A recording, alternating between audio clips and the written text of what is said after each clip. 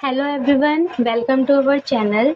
तो आज इस वाले चैप्टर को, द लिविंग वर्ड को हम स्टार्ट कर रहे हैं। और इससे पहले मैंने आपको इसके इंट्रोडक्शन की वीडियो अपलोड कर चुकी है, आप वहाँ पे जाके चेक कर लेना। मैंने उसमें बताया हुआ है कि हम कैसे कैसे इस चैप्टर को पढ़ने वाले हैं, ठीक है।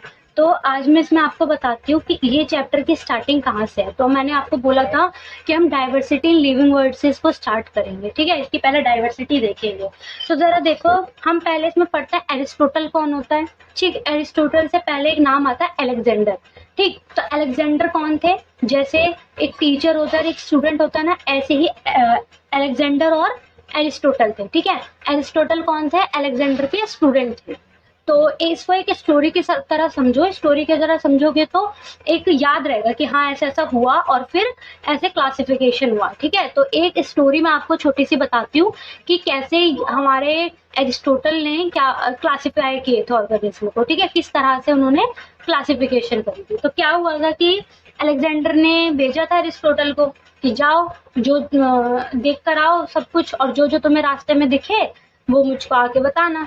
तो ऐसे उन्होंने उन्हें भेजा। तो एरिस्टोटल जो पहले साइंटिस्ट थे जिन्होंने पहली बार क्लासिफिकेशन करी थी ऑर्गेनिज्म की, ठीक है। फर्स्ट साइंटिफिक अटेम्प्ट जो किया है वो किसने किया है? एरिस्टोटल ने किया। तो उन्होंने कैसे किया था? तो देखो, उन्होंने जब वो जा रहे थे ना रास्ते में, तो उन्होंने क्या क्या देखा? उन्होंने देखा कि छोटी छोटी घास है। फिर थोड़ा और आगे गए तो उन्होंने देखा कि बड़े बड़े घास सी हो रही है। फिर बड़े बड़े ट्री देखे उन्होंने, ठीक है। फिर उन्होंने देखा कि एक जानवर मरा हुआ है जिसमें से लाल कलर का खून निकल रहा है। फिर उन्होंने देखा कि एक दूसरा जानवर है जिसमें से सफेद कलर का, मतलब कलरलेस फ्लूइड निकल रहा है, ऐसे कह सकते हैं कि कलरलेस फ्लूइड निकल रहा है। तो उन्होंने ये सारी चीजें देखी, ठीक। तो जब ये सारी चीजें उन्होंने कॉपी में नोट कर लिया, और कॉपी में नोट करने के बाद अपने अलेक्जेंडर सर को कैसे बताया उन्होंने? तो देखो जरा, उन्होंने बोला, एरिस्टोटल ने क्या करा था, प्लांट्स और एनिमल में ऐसे करके डिवाइड कर दिया था। तो प्लांट्स को उन्होंने 3 तरह से डिवाइड किया। कौन कौन सा? हर्ब, श्रब और ट्री, ठीक। हर्ब में क्या आता है? हर्ब में हमारे छोटे छोटे से जो छोटी छोटी घास होती है ना, वो आते हैं। उनमें नॉन वुडी मतलब कोई लकड़ी नहीं होती है, ठीक है, नॉन वुडी रहते हैं। और श्रब में कौन आता है? जो श्रब में आता है जो स्मॉल से मीडियम साइज के होते हैं, और ये थोड़े वुडी होते हैं, मतलब इसमें वुड होता है, ठीक है, वुडी होते हैं। जैसे लेमन ट्री हो गया, तुलसी हो गया। तुलसी में देखो लकड़ी होती है ना, वैसे ही। अब तुम इसको देखो, जो ट्री आता है, ट्री में कौन आ जाता है? ट्री में तुम्हारे टॉल तक के ट्री आ जाते हैं, ठीक है, जैसे मैंगो ट्री, कोकोनट ट्री, ठीक। तो ये सब आता है। तो ये हो गया प्लांट्स का, उन्होंने प्लांट्स के बारे में बता दिया। अब एनिमल में देखो जरा, एनिमल में मैंने क्या बताया कि उन्होंने देखा कि एक एनिमल है जिसमें से कलरलेस फ्लूइड निकल रहा है, और एक एनिमल है जिसमें से रेड कलर का फ्लूइड निकल रहा है। तो उनको उन्होंने क्या नाम दिया? जिसमें से कलरलेस फ्लूइड निकलता है उसको क्या बोला उन्होंने? एनाइमा, ठीक है, एनाइमा। और जिसमें से रेड कलर का फ्लूइड निकलता है उसको क्या नाम दिया? इनाइमा, ठीक है। तो एक याद रख लो, बाकी तो दूसरा याद हो ही जाएगा। तो मान लो तुमने रेड कलर फ्लूइड वाला तुमने याद रखा है, तो इसको क्या बोलेंगे? इनाइमा बोलेंगे, ठीक है, इनाइमा। और अब मुझे बताओ, अगर रेड कलर का फ्लूइड है तो ऑब्वियस सी बात है आरबीसी प्रेजेंट होगी, है ना, रेड ब्लड सेल प्रेजेंट होगी ना। तो भाई रेड ब्लड सेल उसमें प्रेजेंट थी। दूसरा क्वेश्चन क्या आता है? क्वेश्चन ना बहुत तरह तरह से बनते हैं। तो पहले तुमसे पूछ लेगा कि ये टेक्सोनॉमी जो वर्ड है ना, ये मैं तुमको आगे बताऊंगी क्या होता है। अभी फिलहाल तुम ये समझो कि जो ये क्लासिफिकेशन किया है पहले किसने किया था? एरिस्टोटल ने किया है। तो अब हम देखते हैं कि जो एरिस्टोटल है उसको हम क्या बोलते हैं? तो फादर ऑफ जूलॉजी बोलते हैं, फादर ऑफ बायोलॉजी बोलते हैं, और फाउंडर ऑफ टेक्सोनॉमी बोलते हैं। इसको फादर नहीं बोलते, हमेशा याद रखो। एरिस्टोटल कौन थे? फाउंडर थे, उन्होंने फाउंड किया था। ये जो सारी चीजें उन्होंने बस फाउंड की थी, इसलिए उनको क्या बोलते हैं? फाउंडर बोलते हैं टेक्सोनॉमी का, ठीक है। तो फाउंडर है। बाद में देखो, अब नेक्स्ट टर्म देखते हैं हम, टेक्सोनॉमी। अब टेक्सोनॉमी क्या होता है? तो टेक्सोनॉमी एक ग्रीक वर्ड, ठीक है। तुम्हारे 2 तरह के वर्ड होते हैं, एक होता है ग्रीक वर्ड और एक होता है लैटिन वर्ड, ओके। तो टेक्सोनॉमी कैसा वर्ड है? एक ग्रीक वर्ड है। और ये तुम्हें ये जो टेक्सोनॉमी नाम है ये किसने दिया था? ये नाम दिया था एपी डी कैंडोले ने, ठीक है। और टेक्सोनॉमी का मतलब क्या है? टेक्सोनॉमी का मतलब होता है टेक्सिस, और नॉमी का मतलब होता है स्टडी। यानी टेक्सोनॉमी मतलब एक अरेंजमेंट है जिसमें हम स्टडी करते हैं, मतलब एक अरेंजमेंट से स्टडी करने को हम क्या कह देते हैं? टेक्सोनॉमी कह देते हैं। और ये किसने दिया था? ये नाम याद रखना है, एपीडी कैंडोले, ओके। अब देखो, अब नेक्स्ट तुम्हारा क्या है, टेक्सोनॉमी देखते हैं, टेक्सोनॉमी हम कैसे कैसे पढ़ते हैं। तो अब मुझे बताओ, मान लो कि मैं कहीं आ रही हूँ, मान लो मैं अपने किसी ऑनलाइन फ्रेंड के साथ मिलने जा रही हूँ, तो अब वो मेरे को पिकअप नहीं करने आ रहा है, ठीक है। अगर वो मेरे को पिकअप करने नहीं आ पा रहा है तो वो अपने किसी दोस्त को भेजेगा या दोस्त को भेजेगी, ठीक है। मान लो उसने अपने दोस्त को भेजा, तो अब क्या होगा, वो मेरे बारे में कुछ इंफॉर्मेशन देगा, ठीक है, कि जो मेरी फ्रेंड है उसने रेड कलर की ड्रेस पहनी है और उसके बाल बड़े हैं, उसके हाथों में ये चूड़ी पहनी होंगी या उसने ये वाली वॉच पहनी होगी, ठीक है। इस तरह से करके वो मेरे बारे में उसको बताएगा। यानी अब मुझे बताओ, अगर वो आ रहा है तो सीधा ही थोड़ी ना आइडेंटिफाई कर लेगा कि हाँ यही है या फिर यही है ना। पहले उसको मेरे कैरेक्टरिस्टिक्स पता होने चाहिए, तभी तो वो किसी को आइडेंटिफाई कर पाएगा। तो ऐसे ही टेक्सोनॉमी में सबसे पहले हमें क्या कर पढ़ना होता है, कैरेक्टराइजेशन पढ़ना होता है। देखो इन दोनों स्टेप में ना बहुत कंफ्यूजन होती है। बच्चे सोचते हैं कि पहले आइडेंटिफिकेशन होगा फिर कैरेक्टराइजेशन होगा, ठीक है, लेकिन ऐसा नहीं है। सबसे पहले तुमको उनके कैरेक्टर पता होने चाहिए ना, तभी तो तुम उस चीज को आइडेंटिफाई कर पाओगे। मान लो मैंने तुम्हारे सामने चीनी रख दी और एक तरफ मैंने नमक रख दिया है, तो अब तुम्हें पता होगा कि चीनी मीठी होती है, नमक खट्टा खट्टा होता है, तभी तो तुम आइडेंटिफाई कर पाओगे कि कौन सी चीनी है कौन सा नमक है।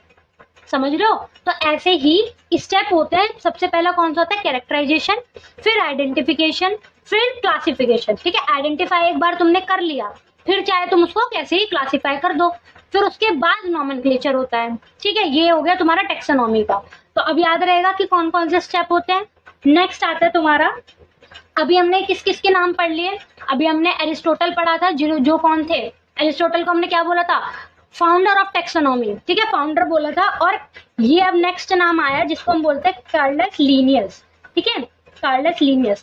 हमने एरिस्टोटल को फाउंडर बोला था और टेक्सोनॉमी का फादर कौन है, फादर कार्लस लीनियस है, ठीक है।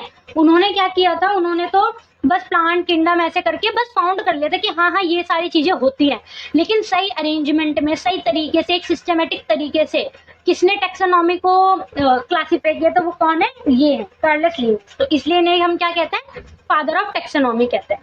अब मैंने तुम्हें क्या बताया था कि टेक्सोनॉमी कैसा वर्ड है, ग्रीक वर्ड है, ठीक है। लेकिन जो कार्लस लीनियस है ये क्या करता है, ये इन्होंने जितनी भी चीजें दी है वो कैसे दी है, लैटिन वर्ड में दी है, ठीक है। मैं तुम्हें बताऊंगी आगे चल के भी और कि उन्होंने क्या क्या लैटिन में दिया होगा।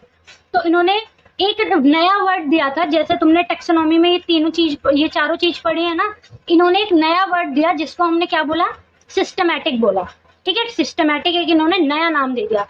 सिंपल है, जैसा टेक्सोनॉमी था बिल्कुल वैसा ही है, बस एक नई चीज जुड़ गई है, सिस्टमैटिक।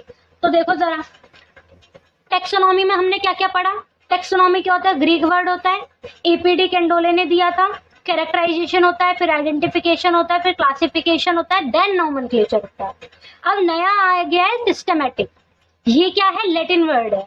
क्योंकि लैटिन वर्ड क्यों है, क्योंकि कार्लस लीनियस ने दिया है।